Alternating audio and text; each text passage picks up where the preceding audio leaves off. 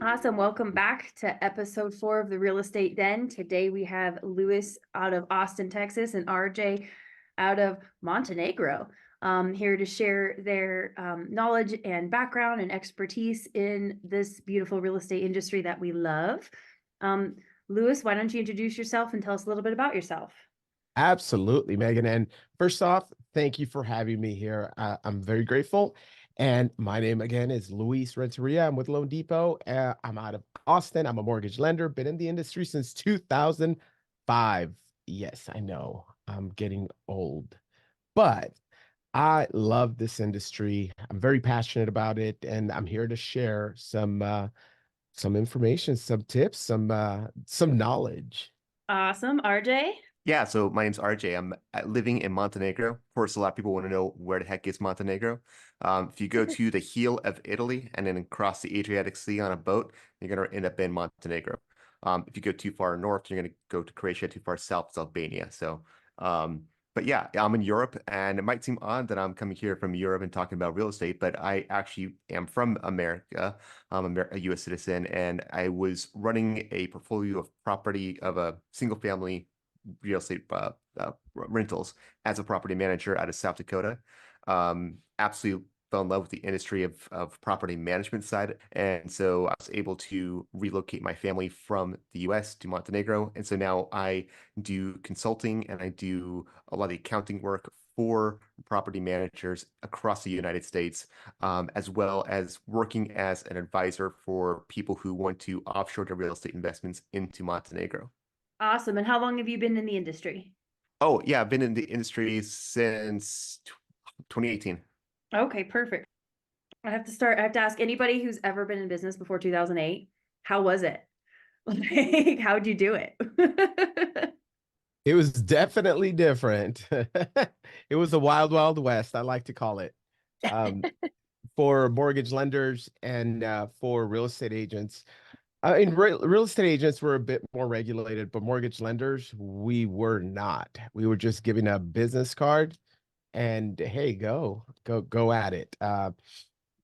It wasn't until 2008, the big crash, which was very interesting. Quick story. You have just imagine having 5, 6 loans ready to fund on a Friday. Okay. And I still remember the lender. It was Lime Financial. Had them all with that lender. And I'm like, why isn't this loan funding? And I picked up the phone and called my rep or called the main office. I'm like, hey, what's going on? I got that message that the number you called is no longer in service. If you feel this recording, blah, blah, blah, blah, message. Anyways, company shut down like overnight. That's the kind of environment we were in. It was pretty intense. So there you have 5 loans that were supposed to fund, did not fund at closing. So you can imagine what that was like. The chaos that would, Yeah, oh my God. that's just a The little glimpse, right? heartbreak. What did Yeah. you do? Did those 5 ever close? Like, were you They able to did find? not. They did Okay. not. They It were was game just, over. Yeah, because remember, these were a lot of these were the I call them the NINA, the no income, no asset verification, which yeah. was crazy. And yeah, they never all the banks that were doing those loans, they closed, went belly up overnight, and that was the end of that and the beginning of the great crash.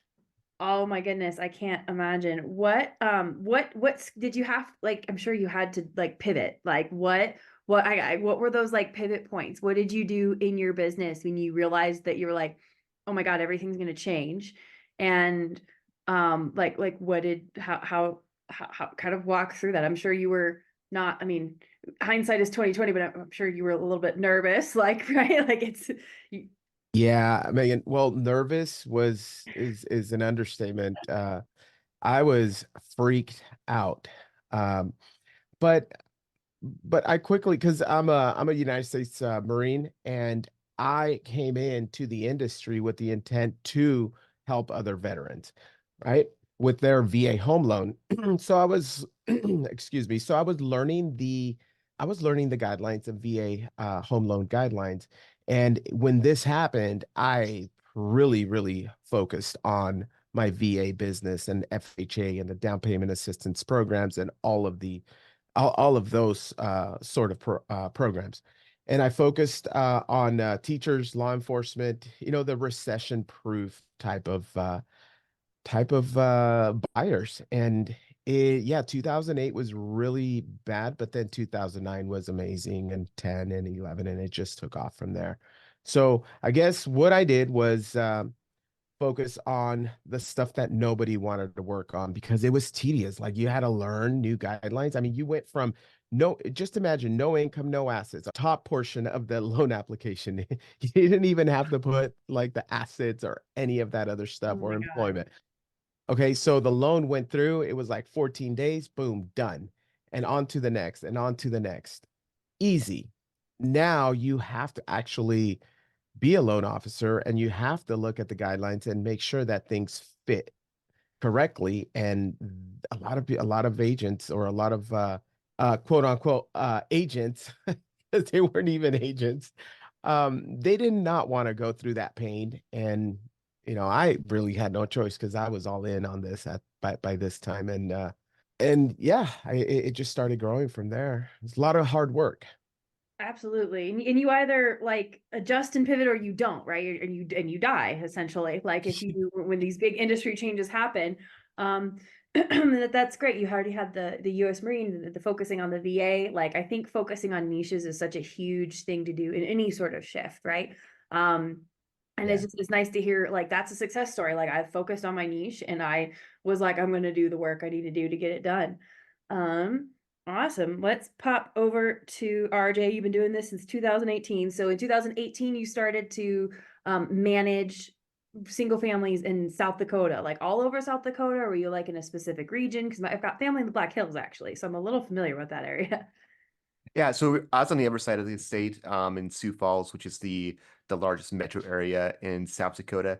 And so we're mainly focused around the Sioux Falls area. Okay, cool. And those are just regular rentals, first month, last month with my dog kind of a Yeah. thing, not vacation. Okay. And you no longer do that. You transitioned. When did you transition over to Montenegro?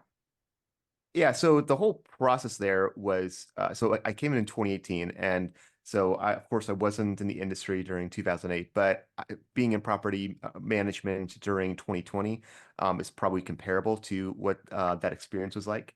And so yeah, I had to go through 2020, and that was man, that was tough. Um, and basically there's ultimately it came to a point where it was more about my kids. Actually, my I have two kids that are autistic, and we're trying to figure out some better places for them to live where we can, like going to Texas or going to Florida where weather's warmer. It's too expensive, and so this is where it kind of led us to look at actually going abroad and finding some place that had some nice weather that we can afford to live on a single income. And yeah, that brought us to Montenegro, and we're like, let's go give us a shot. It's something I always wanted to do, was live abroad anyway. So the challenge was being able to figure out how to do that remotely. But with a lot of skills I learned during 2020, where things were becoming much more remote, I was able to basically leverage those skills and be able to start working for property management companies remotely. And there's at first I would set it up where I found a lot of property management companies across the country are looking for some people who have the experience, know how to do it, know how to work with fair housing laws, but they don't want to hire a full-time worker. They don't really have to work for a full-time person, but they want somebody who's really competent. And so I was able to start just doing contract work for people remotely, and where I'd be saying, all right, I'll do, 5 hours for this company, or, 10 hours a week for this company, and help with applications and, um, whatever's needed. And again, fortunately with, Google Meets or Zoom, and with all the voice over internet protocol phones like Ring Central, Dialpad, all these things, it really, most people have no idea that I'm even in Europe when I'm actually doing the work. And then from there, I also started noticing that the real big niche, the big area that a lot of people really needed some more help with, was on the accounting side. And so then I really started focusing pretty much entirely on the accounting work and helping the property management companies on accounting and bank recs and payables and all of that side of things. Man, I'm so glad you do that stuff for people because I don't want to ever. Exactly. That's yeah, I'm the broker owner of the Motion Homes Group, and I this morning was like, we don't do property management. Look at all these laws. See this? We're still not doing property management. Just there are people who do it really well, like RJ. And then there are like it's a whole nother game. And so you held a South Dakota real estate license then when you were doing Mhm. that, so right? And then now Correct. Yeah. obviously you don't need one because you're not here. You're like the rogue property manager. You should like market that, right? That should be your handle on Instagram or something. It's not a bad one. I love it. And I definitely like know there's a need. And so funny about 2020. I think we all learned like what meetings could have become emails. We learned like we don't really need like a physical space to gather, you know. I think while there was a lot of obviously pain that came from it, I think there's a lot of like good things that came as far as like professionally, like you said, we're able to A lot of growth, right? yeah. I feel like a lot of good things came out of it. I think Megan she really hit it down. Like, does this have to be a meeting? Do we really all have to go somewhere to meet? You know, like it was kind of freeing and like, oh, I can work in my pajamas, you know, like it's just kind of a lot of good things came out of it and a lot of bad It was things, game but it was changing. absolutely. And when I was because I went independent in 2019 to start building my brokerage, and then COVID happened. I was like, whoa, what horrible timing. But then I did. I was like, all these other big brokerages are going cloud-based. Why don't I go cloud-based? Like that actually makes my like the biggest piece of being a managing broker. The number one, I interviewed a bunch of managing brokers. They're all like, don't do it. The office is too expensive. Like that was their main reason, was the overhead of an office is too high. So I was like, well, that just kind of solved itself. So I guess so yeah, that's what were some A of lot of people still ask, they're like, where's your office? And I'm like, we don't wherever have an you are, office. babe. And when that's I said, I was like, we don't want an office, you know, like, and they're like, oh, that's true. And I'm like, I thought about like I used go ahead. No, I was just going to share that I used to have a pretty big, about 3,000 square foot office, had a bunch of my team working in it every day. I mean, it was a full house and host events and all that stuff. And this was in San Jose, California, because I'm originally from San Jose, California. Then COVID hit and poof, nobody would show up to the office and the lease was up. And I'm like, well, why am I going to renew this? So then I started working from home. No, everybody was working from home. I'm like, okay, so we don't need an office. Wait, do I need to be in California? And that's when I moved to Texas.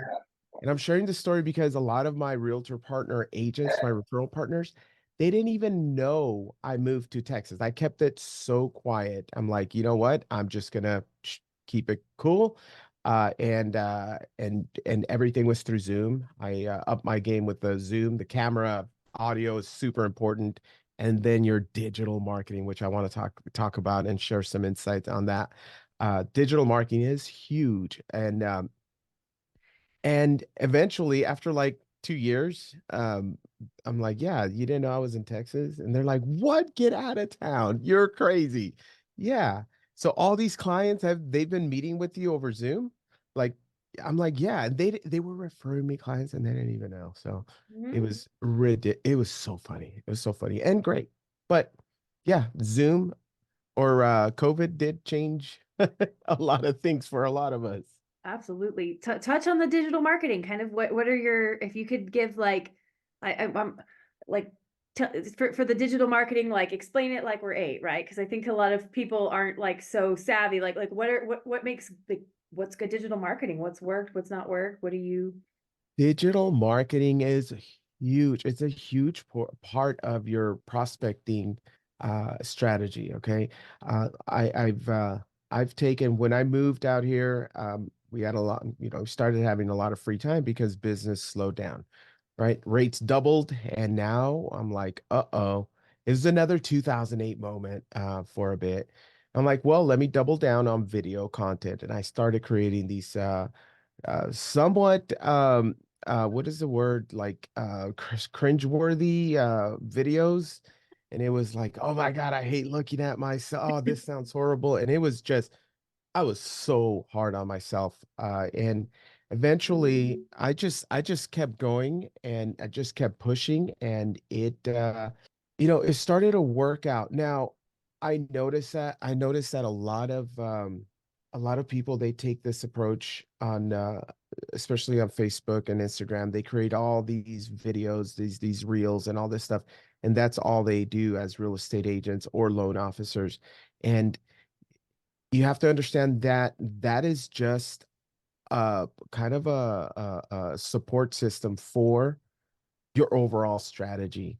Okay, so you start creating all these videos, you get good at them, and you're like, where's my business? I'm supposed to get leads. Well, you're not going to get leads from that. What you need to do is kind of establish your ethos, right? For instance, I recommend a restaurant here in Austin. It's the best restaurant in the world. You got to come check it out, Megan. And what's the first thing you likely do once I give you the name? Google it. Google it. Exactly. What if they have videos? What if they have posts? What if there's information about that restaurant there, and you're able to get more of a sense of what it is? Would that be helpful? Absolutely. Right. So that's the same thing with video content, with digital marketing. Like, you want to post these videos, not so that the customers come flying in. Oh yeah. No, it's so that when you get that referral, when you get that, somebody talks about you, it's kind of like that checkbox that you check off. And again, it's a different approach. I'll just say it, picking up the phone and calling people is the best prospecting strategy. And then you layer the email marketing, the drip campaigns, the mailers, the digital marketing, all that other stuff complements that. But you still have to pick up the damn phone and Yep. get to it. And that's it. That's the bottom line. So Yep. that's all I have to say about digital marketing. How frequently do you think you should be posting? Because I feel like that varies for a lot of different people. Post once a day, Once a day. a reel once a day. Okay, one reel once a day. That's a What? lot Yeah. to do. It's once you get in the habit, you have to. Yeah. Like, you will. And it's all about habit. And there's a really cool app. I have no affiliation with them. I went through all this pain, and maybe I can save some of the listeners that same pain. It's called Captions AI. It's an Apple app, and it's like $45 for the year. Amazing. It's the best one out there. There's CapCut, and there's all these other ones out there, but I already tested all of them. I'm This is the tired. one.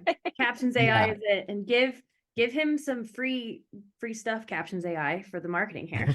no kidding. No Let kidding. let him sponsor. And you're posting reels on TikTok once a day, On TikTok. So now Instagram. TikTok, Instagram, YouTube, Facebook, and LinkedIn. I hit them all. Oh, okay. And And I LinkedIn. do it through another site called loomly.com. LOOMLY. So then Okay. you got to keep those videos under 60 seconds. Usually you want around 35 to 40 seconds. And if you just go through the Captions AI app, it's so beautiful because you can just open this app, click on, hey, I don't know what to talk about. I need a topic. Write me a video script on the importance of staging a home. Click, and it will write everything for you, and then it'll put it on a teleprompter right there on the app. Now you read it. All you do is hit record, you read it. And I know you're reading it, you're not really looking at the camera, but it has AI where it will fix your eyesight as if you're looking at the camera. And then it has all Wow. the zoom features That's and crazy. captions. Yes, it's insane. So highly recommend it. Once you have that video, you upload it to Loomly, and then right there you got to log into your Instagram. You got to log into your Instagram, Facebook, YouTube, LinkedIn, all your social media, and you just do it once and you post it. You could schedule it, and then it just goes out automatically. And You you're could like, record oh, in theory like 5 or 6 videos in a sitting, and then you're done for the week. yes. Great. That's some good stuff. I've got like the notes here, and I'm gonna submit on both their websites to give you a little shout out or Starbucks gift card or something. Yeah. RJ, with your move, I mean, you were in property management in 2020. You moved to a freaking new country, and you work like across the literal pond for most of your business. Like, how have you been relying on digital marketing? What's kind of your strategy with that? Did you experience the same where people didn't quite notice that you had left? So I have a podcast I started called the PMP podcast, which I was doing really well with for a while. A bunch of stuff happened at the very beginning of this year, and so I've went on an extended hiatus, and I'm trying to reestablish that. And so I'm actually getting a new space that I'm going to be setting up a new office space here. And setting up a separate studio for that. But yeah, doing the podcast was something that was really good. Gave me a lot of what's one of the benefits of doing podcasts and why I like doing podcasts is it helps you network remotely. So I'm sitting down with people who have property management companies across the United States, who have expertise in things like digital marketing, who have are investors, all these sorts of things that I build up connections with these people. And then as far as creating that content, I can just go into this podcast, and I do video podcasts, and I can cut out sections of that podcast that I think are noteworthy and use those for reels. And it's something that was working very well for me. But again, it is something where a part of the challenge I ran into was trying to do 2 podcasts a week and just doing it on my own. And that was becoming really challenging to also go in, do editing on the podcast and to get all cleaned up. And so I'm probably going to bring it down to just one a week once I get back to it. I'm hoping by January 1st, I'll be able to start doing those again. But I do want to plug that a little bit because I do have some episodes on there that relate to that. And there's one particular episode with Nick Niehaus. Nick Niehaus on the PMP podcast. You can find it on YouTube as well as Spotify and other places. But Nick Niehaus, he is someone who specializes in teaching realtors about how to do video production. And so if you're looking for someone who is there to train you and then show you all the ins and outs and knows your specific industry, he's a great person to talk to. And I have a whole hour-long podcast where he gives some tips about that. And I also have a background in video production as well. And so I think it's a really good episode there. And then there's I also have a couple episodes as well if you look on the channel about digital marketing. Again, it's for more focus for property managers, but a lot of it's going to apply to realtors in general.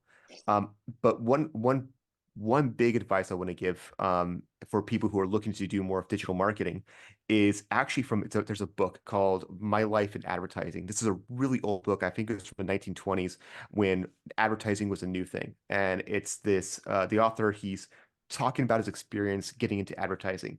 And there's several anecdotes from there that have really stuck with me through over the years. But there's one situation where he's needing to advertise a beer company, and they're showing him walking through this at the place. I can't remember what do you call the place they make beer? The distillery, Brewery. brewery. Thank you, brewery. Yeah, they're walking through a brewery, and they're showing, oh yeah, here's all the steps we go and all the exacting details they take to make the beer. And it's like, wow, it's so fascinating. You should be just telling people you do that. So like, well, yeah, but it's just like basic beer making. It's like, yeah, but nobody knows that. Since you're in the industry, you're so close to what you're doing that it's so familiar to you.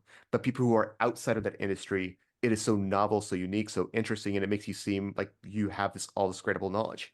And so with pushing this back into real estate, oftentimes people who are not in the industry don't have the understanding of some very basic things. And you can look and say, well, there's all sorts of people online that are talking about these things, that have followings, that have said the same thing. And that's true, but they will oftentimes have their own group of people, and being able to say the same things that other people have said and maybe just putting your own twist on it, your own style. You can build an audience by just talking about very mundane, normal things that any realtor would be able to tell you. But the difference is you're the one actually saying it, and the other people aren't, and that's why they'll follow you. So don't try and think you have to be over creative. Talk about the mundane things, and that'll be enough for a lot of your content. You don't have to recreate the wheel. Just make it work for your audience. Yep, exactly. I love that. And I just, just showing up, right? Like if you show up, Mhm. you're and you keep putting it out there, and then that's it. And I think that's a lot. Like the number one thing I've heard from agents, because people have been telling agents in the realtor, I've been doing this since 2015. They've always come into the office and been like, you need to be on video. And 8 out of the 10 realtors are like, but I hate how I look and sound. And everybody's like, but that's how you look and sound. But it's just like it's such like a hard hurdle to kind of get through, like, and I think that's just such a good reminder. Like, yeah, it's just going to be the mundane, and overall success is simple, right? If you get too overlooked, I honestly believe that agents run in, and a lot of just real estate in general, I think we're like, there's just too much, like you get your real estate license and everybody wants to sell you leads, and everyone wants to do this and everyone wants to do that. And focus on three ways that you're generating your real estate conversations, and there's a ton of ways to do that. Yeah. RJ, you mentioned that you're having trouble. Here's another tip, right? Value add, of course. You were having trouble, or not trouble, but it was taking a lot of time to create those reels. And I use this service called opus.pro, and I'll send it as well in the comments. But it again, it's all AI. You just put the link of it could be a file or it can be the YouTube link, and it will separate like key clips, and then you could just download them and use them for your reels. And I just wanted to add that because you mentioned that, and I want to try to help. Oh, great tip. But like I said, there's just so many things that you just get like really overwhelmed with it, like I don't offer a CRM to my agents because I feel like a broker offering you a CRM is wanting your contacts from you. And B, not every agent uses the correct CRM the way that they should, right? So it's not, so hearing this has worked for me specifically, I think goes really far, because like you said, you've tried all of the other video and the CapCut and this and that. And to hear that they'll script it for you too, like there's no reason we all shouldn't be doing reels with our faces and talking about regular things that we know about. And I don't know what it comes from, but like us in general, we're very nervous about talking about what we know about, and we're kind of worried that people are gonna, take it personally or get offended. And I think people do, but not as often as we think they do. And I don't know, like they're not gonna bite you, right? Like, what are you thinking about? Right, you got to think, what's the worst that could happen? It's just a video. And I host these lunch and learns from time to time, and it's on video. Like, okay, let's create a video. They start stuttering, very well spoken, in professional individuals. I'm like, okay, just relax and just start talking about it. And I just hit record, and we just start talking. And then I'm like, okay, so let's go ahead and do it. And then they kind of ease into it. So there's little ways. I guess you got to just practice and get used to it. Does role playing help with video, I wonder? Because like when I used to do cold calls, like it would help to kind of run through with a couple people. Like, is that a skill that you got to kind of hone in on? I think so. I think so. So actually, what I recommend doing is, if you can do it, try and find an improv class. In college, I was part of an improv group, and the skills that I learned in improv group, it was about comedy in that case, but there's still a lot of skills that were probably the most valuable thing I got from my college experience. I'm not exaggerating. So if you can find an improv group, get those classes. That is really, it's gonna be a lot of fun. You're gonna have a blast doing it. And I'm an introverted person, so by nature. So it's not something like if you're going to say, well, I'm too introverted to do that. No, just get over yourself. There's my unofficial, when I was doing my property management back in South Dakota, I had a team, and my unofficial slogan was a Ralph Waldo Emerson quote, which is just, or do the thing and you'll have the power. Love that And one. so it's that just like, I apply that to everything, just do the thing, good, and you'll have the power to be able to succeed. So yeah, improv is a great way to build up the skills. Okay. Are you thinking what I'm thinking, Megan? I'm gonna look into some improv, man. This is Oh, heck yeah. RJ, that was an amazing I just keep suggestion. Thank you. I just keep thinking of Michael Scott and his like Oh, wanting yeah. to put a gun in every single scene. yes. Well, we actually, so the company I was working for, the property management, they actually, they actually have a company-wide improv class for the employees. Now in the case, one of the actual president of the company, he had a master's of fine arts from Yale in theater, so he had the experience to be able to actually an expertise to teach that class. But yeah, we actually, because of the value that it brought, we actually had an improv class for the company for all the employees just to build up the skills because they are so valuable. That's awesome. I didn't even think of that, but that would make so much sense. And yeah, I mean, I don't even have to go to improv class to know if I spent an hour doing that, I would be like ready to do video. Like I wouldn't be scared of nothing. Like Yeah. It doesn't feel like a chore at that point, right? You're just having fun. right. So Absolutely. I'm digging. Thanks, RJ. This is cool. Well, and I think it just comes from, I think a lot of it is rooted in confidence. Like, I think in general, we just overall need to be more confident in who we are and realize, like, as long as you're not out there, like, screwing people over or stealing or, biting people, like, you're okay. Like, you're not, no one's, like you can show up and be the professional, right? And you can make a video with your opinion and like that's fine, and even I mean heck, all of our presidents do teleprompter when they speak to us anyway. Like why can't we do the same thing and have an AI And they're not always on point too. So Right. Well, Louise, that question for you actually. So what are your thoughts about how do I phrase this? Hot take videos. So basically, the idea that you actually talk about your hot takes in the industry in a sense that these are things that a lot of people might disagree with the intent of building up some controversy and to actually having other people go and say, oh, this, Louise, he is so wrong about this, and I'm going to tell you why he's all wrong. And maybe you can accept that. But have you ever done anything like that? Do you have any experience doing any kind of content like that? I have not. I've kept it pretty simple, kind of like what you discussed earlier. You said, hey, just do the mundane, the typical vanilla stuff. So I haven't. Maybe after this improv class, I'll feel spicy to do it. Because yeah, spicy is a great word. That's something where I feel like if you do that and because what you're doing is and again, I realize that's probably not the great place to start, but as you start getting more experience and you start getting the comfort talking on the camera and comfort with your own opinions and things, you can just, state your opinion and allow it to give yourself the confidence that this is who I am. And if you don't like it, that's fine. I'm going to stick with this. And the people who agree with you are really going to end up siding with you. And I think you can get a lot of benefit from that. I haven't done a lot of it, so I'm not speaking from my personal experience, but I see this happen a lot on YouTube. And so it's another direction people can go to kind of help separate themselves from the pack as well. You're Well, and I absolutely. feel like once you get that controversy going on your page, you're also hitting those algorithms where it's gonna show your stuff to more people, the more people interact with it. Absolutely. Yeah. Yep. And it's true, So the right people will align. Yeah. Mhm. So this improv class, I don't know why it's making me nervous and excited and happy at the same time. What's going on? Because I'm pulling stuff up here and Oh. Well, when I did the improv Already class I looking up. had was at something like 10 o'clock at night.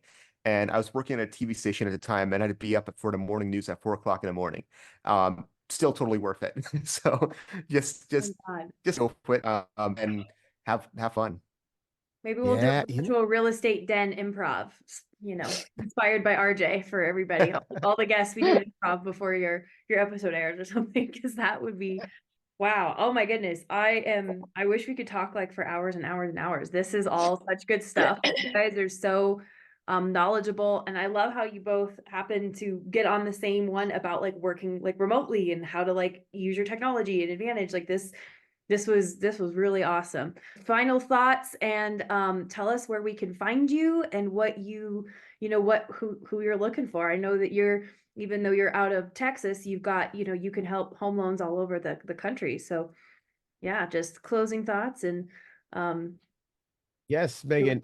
Well, just thank you again for having me on here. And I'm here to help whoever, like whether it's digital marketing, just some advice, mortgage loans, real estate, any sort of real estate training I can help with. I'm there. I never really like to say, oh, well, send me business, do this, do that. Nah, that comes. I'm here to help and serve, and it just magically comes back. It's weird, right? So you can find me at luisrenteria.com. And that's my link tree, and then all my information's on there. awesome. RJ. Yeah, so I have the PMP podcast. So if you go into Instagram, YouTube, Facebook, you can find me on any of those places. Again, there's not a lot of activity for probably like the past 9 months because just been on all stuff that's been going on. But yeah, basically, if you are someone who's a property manager or you're looking at starting a property management business as part of your brokerage and you're looking for some advice, I come with the idea that there's a lot of bad reputations that a property managers get.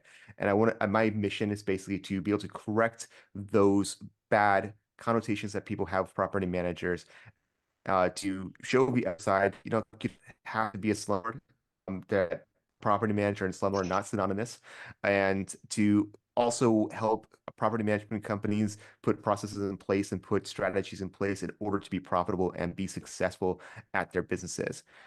So if you are interested in that, you can contact me at RJ at the PMP podcast, and I'll be happy to talk with you.